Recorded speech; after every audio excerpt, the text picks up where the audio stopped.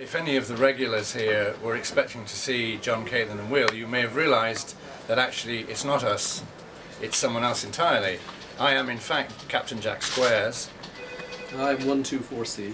And I'm Madam Hypatia Tetractis, as you can probably tell.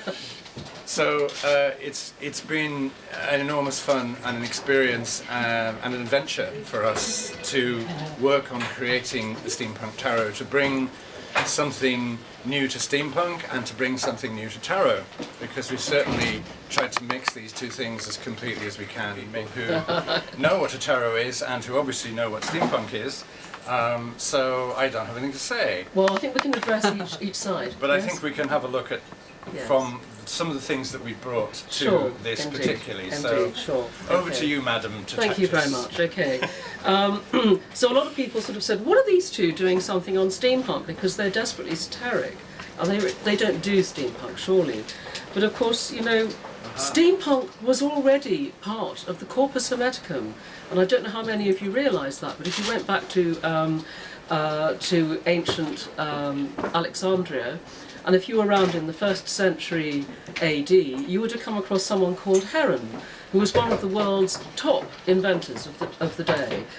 He made extraordinary things, including, I think, the first slot machine, which was used in a temple, because obviously, you know, temple revenue, like cathedral revenue today, was very important. So he invented a machine whereby offerings could be put into a slot and the divinity at the top would bless you. Also in the Corpus Hermeticum it talks about the inspiriting of statues, the inspiriting and the bringing through the canalization of divine forces into that which is made. And this of course was part of the ancient spiritual technology of Egypt. And so a lot of our inspiration has come from that. But of course, we've gone into ancient futures rather than into present pasts for our work. So the inspiration is there for that. So, you know, so the people who, you know, throughout the Renaissance, like sort of Marsilio Ficino and Athanasius Kircher, these were all people who were deeply into the technology of the universe, but also very deeply into the spiritual technology of the universe. And of course, one of the things that steampunk has not had a great deal of at the moment has been this sort of esoteric bedrock. So we've tried to bring that back up from its desuetude and from people ignoring it. Part of the book, if you read it, we have something in here called the Manifesto of the Guild of Artificers. Now, those of you who know your Rosicrucian background will not find this, shall we say, out of the way of your knowledge. This is something that you'll pick up on again. But as a tarot, we've tried to do some very different things. First of all, the design of it. I'm going to ask 124C to talk about this afterwards, but each one of the major arcana openings has its own spread. Each one of the different card openings has its own ways of looking at it. So all the major cards, we get a gate of opportunity to look at, or a gear change, or blockages to consider. In the minor cards, and the minor suits are airships for swords, engines for wands, we have submersibles for cups, and then we have leviathans, or these huge earth-going machines for pentacles or coins. And each of the minor cards, or the number cards, has a personal lifestyle, an interactive or an impact section in it. And each one of the court cards, or the honours as they're called in ancient cartomancy, they have, you can read them as people, as processes that you're going through, or as events that are going on. So we hope that those are new, and there's some steampunk wisdom at the bottom of each of these, and we've written this as though this were a trip to the Imperium, because this is the world of the steampunk tarot. The gods of the machine are at the heart of the Imperium, which is the steampunk world. And on the back of the book and the cards, you will see we have our own insignia, which is the insignia of the Imperium. And in a way, we are kind of ambassadors. Yes. You know, this is our persona, if you like, at the moment. Is our steam zona is ambassadors from the Imperium, which is a place where anything can happen. and which may be somewhere or nowhere or everywhere. Perhaps a parallel Earth of Indeed. some kind, Indeed. through which we have fallen through some kind of temporal shift Yes. to this world in order to act as an ambassadorial role before, of course, leading the invasion later on. Let's So- talk about that. So Anyway. tell us about the images. Yes. The images may perhaps surprise some people who are very into steampunk, perhaps not. They are not, I think, very traditional steampunk images. They come from the whole idea of the Imperium. It's a place, it's a world with its own background, its own backstory, its own characters. It wasn't specifically invented for a tarot. It may go on to become many other things. And the tarot itself features snapshots from this world of things that are happening there, of various situations, and various machines and wonders and spectacular things that are existing in the Imperium that don't exist in this world. And indeed, my character of 124C originally is from this Earth, and through escaped into the Imperium, and of course, as one of Tesla's engineers, brought a lot of knowledge which helped develop some of the wonders that exist in the Imperium today. Indeed. And envisaging the art, as an artist, I wanted to get very much away from the cogs and goggles scenario that seems to be very current in mainstream steampunk these days, and more into the spirit of Victorian futurism, which you find in early science fiction of the period, and which is full of wonderful ideas and visions that are sadly lacking in much of science fiction literature today. So there is a strong science fiction element to it, and perhaps a little bit of ray gun gothic and diesel punk thrown in. I have tried to make the machines and the characters believable. I've tried to make the situations broad in scope and cinematic, very much one of textures and surfaces. All the machines that are in the tarot I built separately and then brought into the images, so you may see a part of them, but they were all envisaged as full entities in their own right. Some of my favourite character is Spring-Heeled Jack. You will see On the front here. on the cover of the book, and he's my personal favourite, I think. I'm quite proud of all the images that have gone into it, and I hope you enjoy them, and I hope you'll go on to see a lot more of the Steampunk Imperium as it develops. Indeed. Well, we certainly are planning. Thank you, sir. I just call him One. Thank you, One, for that. I think one of the things that has been most exciting about working on this is the sheer variation that is present within the steampunk movement. We've only got to look around us, right here in this room, to see all the various different qualities that have gone into creating this alternative space, in a way, in which we can all have fun. We can all enjoy ourselves, we can all dress the way we'd like to dress, ideally. We can all be ladies and gentlemen for at least a brief time, even if we're not for the rest of the time. We can have fun. And all we've tried to do here, I think, is to pull that into the world of the tarot, where the idea of being able to see what might be in store for you, things that might be, problems that you might need to solve, can still work. I mean, this is one of the most exciting things about this. When we first had the idea, we went, so what would the major arcana be in a steampunk world? And we had all of them, I think, in about half an hour, and not much Yes. changed after that. This is The because minors took longer. And this is because the mechanical, if you like, the body of the world mechanical integrates very much with the mind and with the elements. And it was very easy to bring elements of the machine and soul by spirit into a tarot. And of course, as Kathleen, Madame Hypatia here, was referring to, the ancients had automata that they regarded as emanations of their gods, and in the Steampunk Imperium it is very much the same.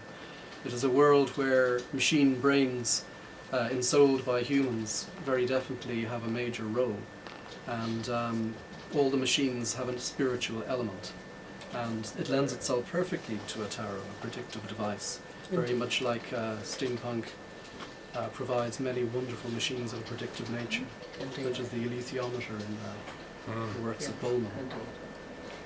So the apprentice is a card where the apprentice who is just entering the Imperium for the first time is actually standing in front of its works. He's about to enter through that door, as it were, to go into that world. I've just pulled out some random cards here. I think this one's a very good example of the ancient and the modern, because here we've got, this is the brazen head. As you know, Roger Bacon, who lived in Oxford, where we live, actually invented a brazen head and was supposed to use it in an oracular way. Well, we've got that. We've got that ancient. We've got that ancient sort of reference in the background, and we have a sort of an oracle, an actual living person who is acting as a medium, and the brazen head is the feather of Mart. And also between those two, there is also the transmission of the oracle itself, which is coming down circuits, and all sorts of different kinds of transmission are going on in that card. The card that we know as Judgment or Resurrection or Awakening, as it is in some cards, here is the regeneration machine. So those who have entered the machine are now coming out at the end in a renewed and refreshed and restored way. I pulled out a couple of London ones because I thought they were fun. Okay. I pulled out these. Did you want to talk about this one? Because this is a great card. The Navigator of Engines. He's the one who finds the paths through the earth, and of course he is represented as the pioneer who develops the underground. And he's standing in front of some of the tremendous and vast machines that are boring the tunnels through the earth for the monorails that will speed through the underground of London. Indeed. And of course he has the old tube map in front of him there. Yeah. And an element of things to come has crept into some Yes, of these indeed. cards. And a lot of the tarots at the moment have become sort of what I call very safe, cosy, and airbrushy. True. With nice concepts going on in them. But in the Imperium, there is war There as is well war, as peace. As in So- the Five of Airships, Yes, indeed. in which the city of Paris is shown attacking London from the air, along with some other European cities. They're all drawn up, suspended in the air, and shelling London from above, which is quite a common feature, of course, of war in the Imperium. Whole cities and even continents are lifted from their beds and become airborne. That's one of your nice cards. I love that. The first one. The archetypal airship, which is of course the Clipper of the Clouds from one of Verne's tales, and of course that is the ace of airships, seen ploughing its way through the skies, over the skies of the Imperium.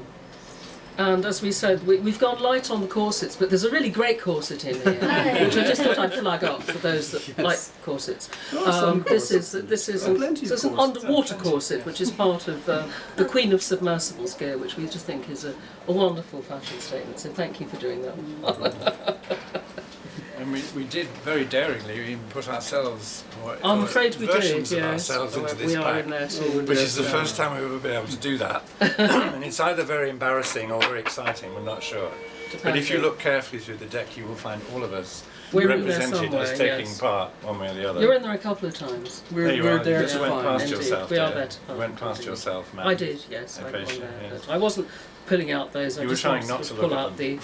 But again, we've tried not to do a rider-weight clone because rider-weight clones are 2 a penny at the moment. And so, for example, the 2 of airships shows 2 people who may be at conflict with each other, but they've extended their slides to just visit each other and have a little parley about it. It's It's a card of truce. it is a card of truth, Yeah. so it's they're having some negotiations about it. But you will not find any rider-weight clones in here, I don't think. No. No, I think even unconsciously they are not present. Well, So we have endeavoured yes. most definitively Very to make this, diligently, and yes, diligently indeed, to make this indeed. reference more the imagery and the spirit that pervaded the late Victorian and early Edwardian vision of the future. Yeah, indeed. And so we reference maybe early works from that period Yeah. rather than direct Sure. tower. So they're future worlds in references. the past? They Or are. It's ancient indeed in the futures, future. indeed. Yeah. So I mean, like Seven of Submersibles, which is Seven of Cups. We've got the typical Jules Verne discovering the lost city under the sea, but of course the card that follows it, the Eight of Submersibles, actually shows what usually happens. What does normally happen to Ancient people cities. finding an ancient city? Tell us. Aliens. Yes, but what happens next? What happens next Awakening after they ancient found powers. it?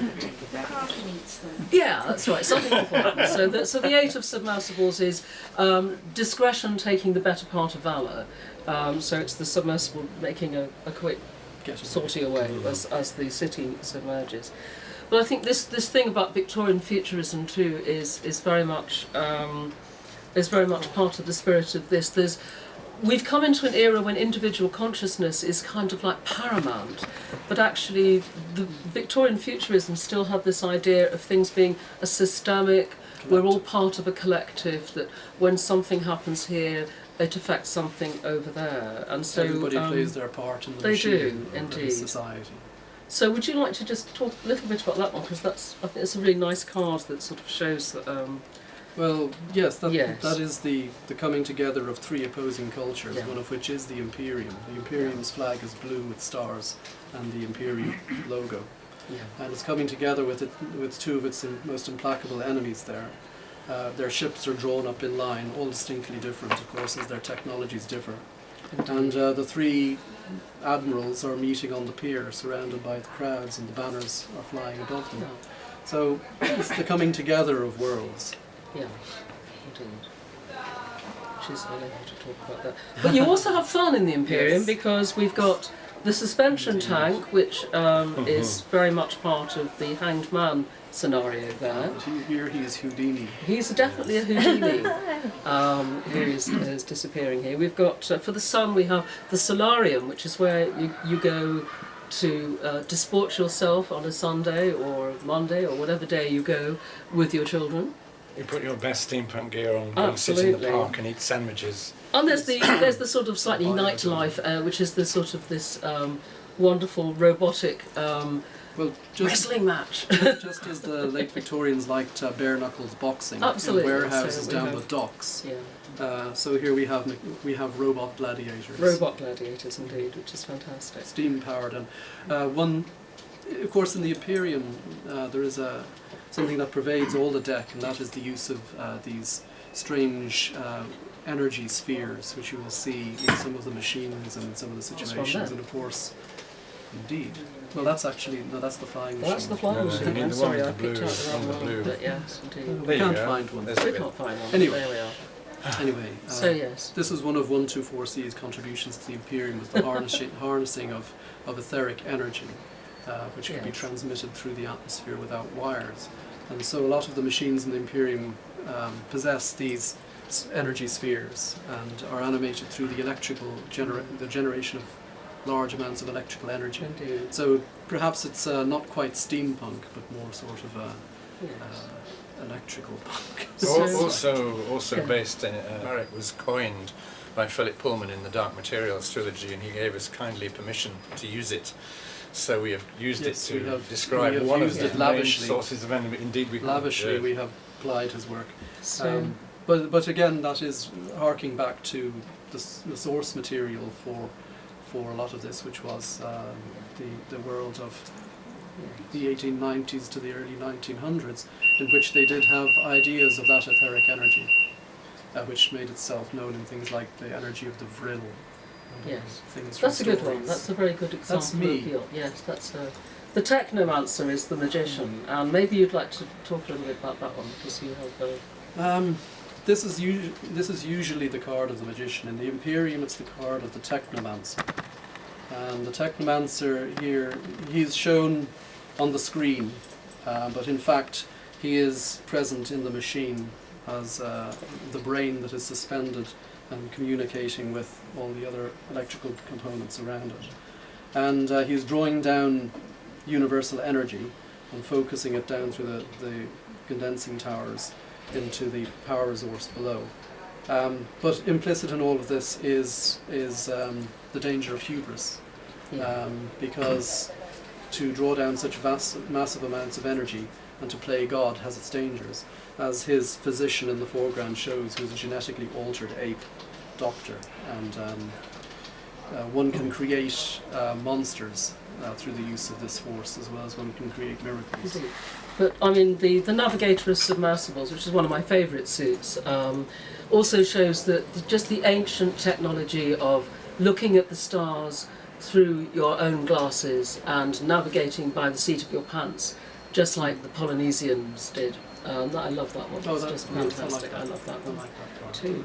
very much. And it's also a place to have fun and have picnics. Picnic's very important, yes. Well, I mean, we chose the subtitle for this as the wisdom from the gods of the machine, because in a way, we as humans are the gods in the machine, and may become even more so in the future.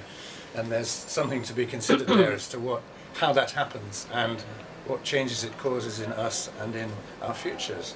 So there's a vision of the future in here too, which which I think can attune very well to both our deeper understandings of the esoteric world, and also to the everyday problems that we face still in this time.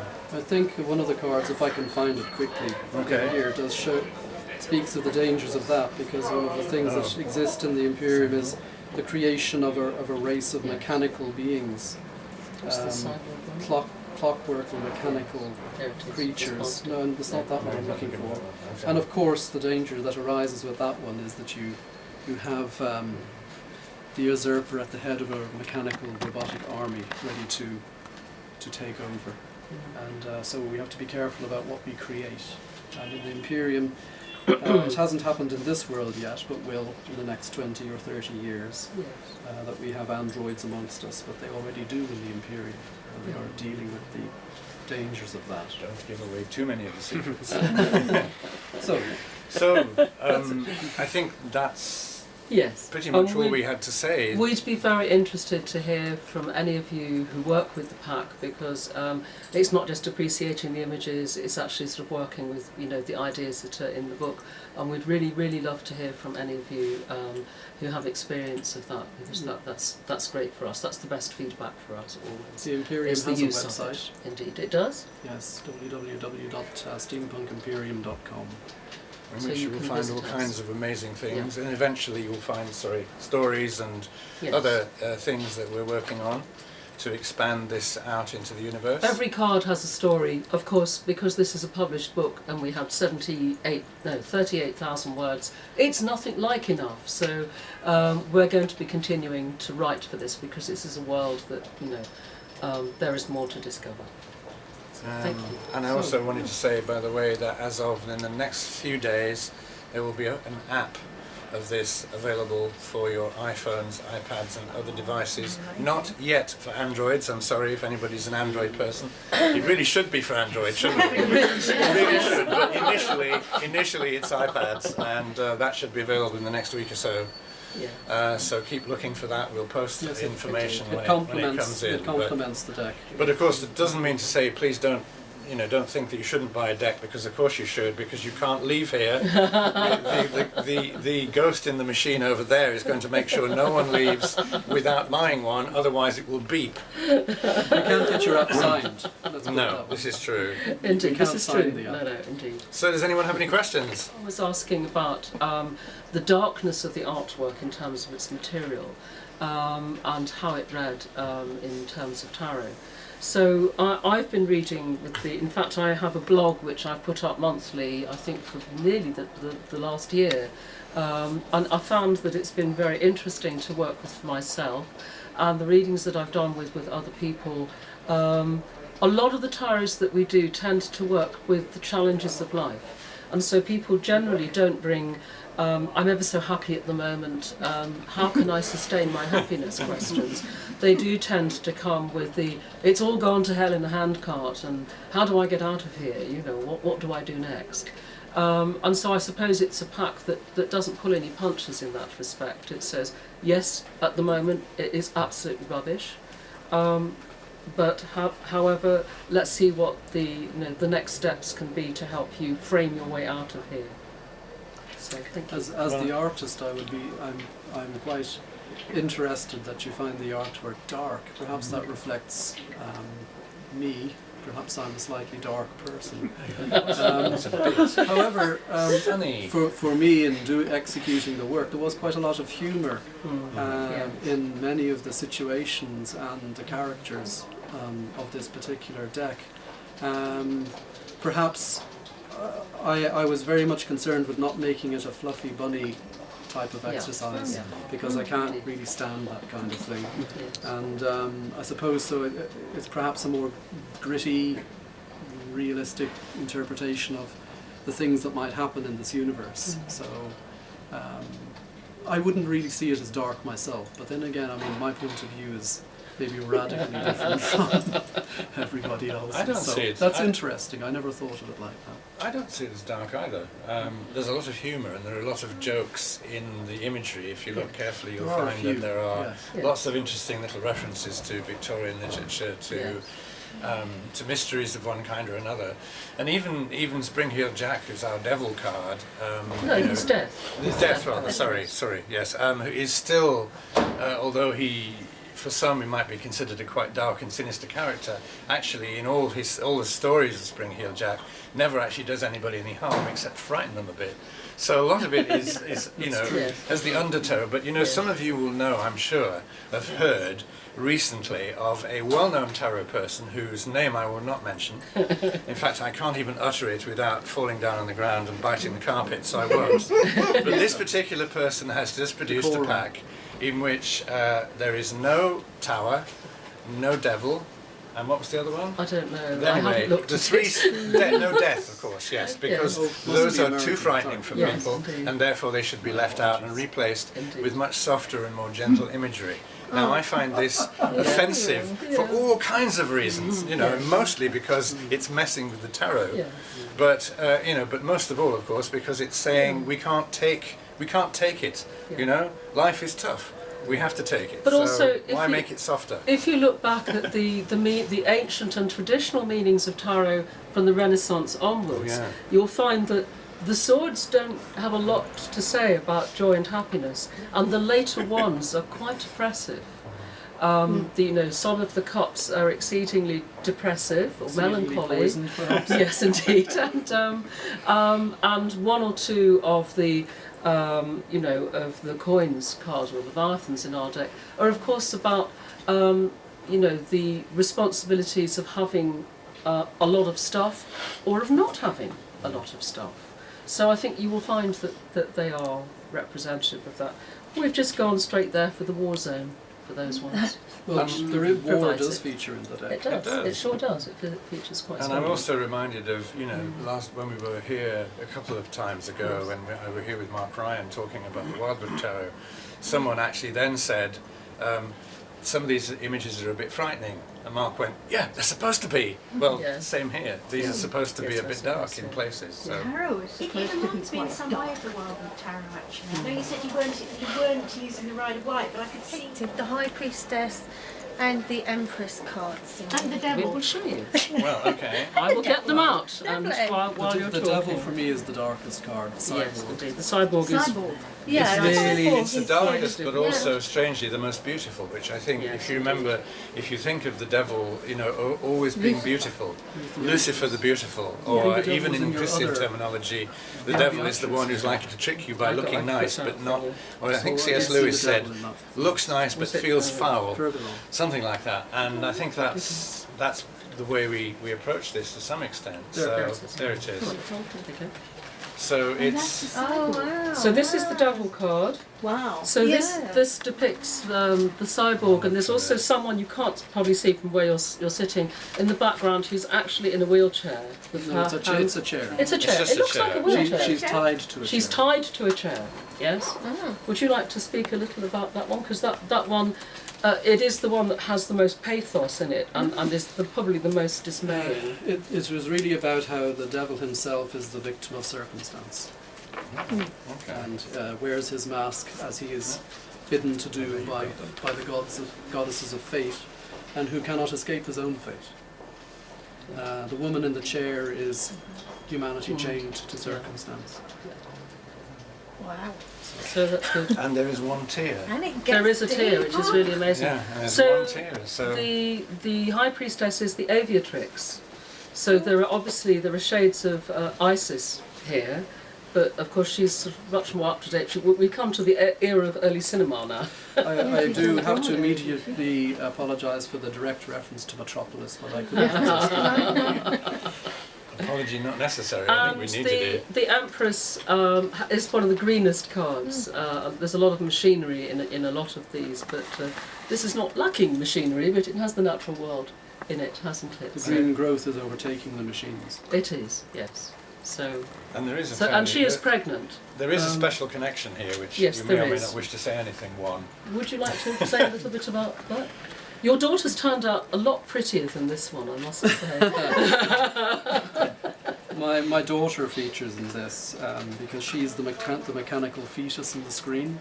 I built a mechanical fetus while my girlfriend was pregnant, and built it into a belt that she could wear, which sounds a bit macabre, but it was actually for this project because we were launching it in Frankfurt, Yeah. and she kindly agreed to go along in costume and be there. So I built this belt, and because we were having Annabelle at the time, and I just had a little scan to go on. I just used the scan and I got clockwork parts and I built a little baby. And I put it in the belt and put a porthole over it, and that's her at the top there. Yeah. So, a touching anecdote. So, are there any other questions? Yeah. As much as a fashion, in fact, I thought until, in fact, when I wrote the introduction to this, in which I described the brief history of steampunk, I looked at it purely from the point of view of literature, which goes back to Jules Verne and H.G. Wells, but didn't call itself, obviously, steampunk. A chap called J.K. Jeter was the first person to use the term in 1990 something. I'm not sure anyway. But before that, thank you. Before that, there was much more in the fashion world. There was much more of a burgeoning steampunk quality, if you like. But steampunk had been around. Oh yeah. I mean, if you go back to the 17th century, the Duchess of Newcastle wrote a book called The Burning World. It's an early novel, and it's before Johnson, so it's one of the earliest novels that we have, and it describes her going in her own person into another world and finding all kinds of different creatures, beings, and technologies. She actually was a visitant to the Royal Society. So she was the only woman at that time to go into the Royal Society, and she was considered to be somewhat of a freak. But because she was a noble lady, of course, she could do what the hell she liked, so that was fine. And but you know, if we look at that novel now and read it, we would say this is an early steampunk novel. And it's amazing. Yes, it is extraordinary. Well. So. Many of the more obscure authors from the late 19th century would be described as steampunk. What's the one? The Anarchist.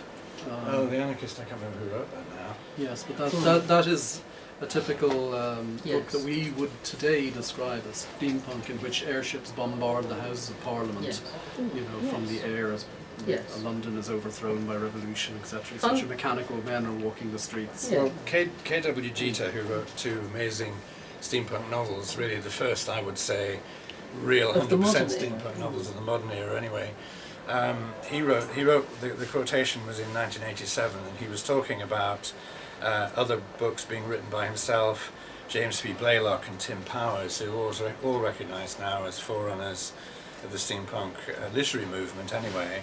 And Powers responded by describing what he felt they were writing as tales about extraordinary gentlemen in capes and top hats scurrying through foggy nighttime London on secret errands that involve infernal devices and wonderful machines with elaborate scrollwork on the gears and levers. And that is, in a way, as good a description as you can get anywhere, but of course it's grown enormously since then. You know, I mean, I think some of you might have been at the big event, the Asylum event in Lincoln. I seem to recognise some faces. Yes. And you know, you can see, would have seen then. This was, you know, nearly 2,000 people in costume, involving themselves very deeply in the personas of this world. You know, and it's something that's still growing something that's growing. Whatever it started from, it's going to get bigger, I suspect. And it's getting retrospective as well as futuristic, and there are lots and lots of different. And it's starting to show up in film. It If you is. saw the last version of Three Musketeers, which was otherwise terrible, it did have airships. And yes, I know. Hi, yes, quite. Hi, And Judy. Yes. Doctor Who gets bits. Doctor Yes, Who it does, gets yes, bits it always from time to happens, time, like and- Is it not interesting that nobody's really made a steampunk movie as No, such? not No, yet. not as yet. But it will happen. Yeah. We may even do it, if allowed. Yes, if allowed. And there is going to be a steampunk series, TV series, which is in the early stages at the moment. Which has been spearheaded by Bruce Boxleitner, who some of you might remember from Babylon 5. And it may be awful. You obviously think it will. Or it We may don't not. know. Spotlighted works on Sci-Fi Channel. Oh well. Yeah, yeah. What can I say? We are penning our own steampunk series at various times. Alternatively called Ghost Ships, or what's Yes. the other title? Something Skyship aviators. Captains. Skyship captains. There you Anyway, go. but We will see. maybe Who one knows? day we shall bring that to But in the meantime, we've done We will- what we can with this, and we hope you'll love it. super.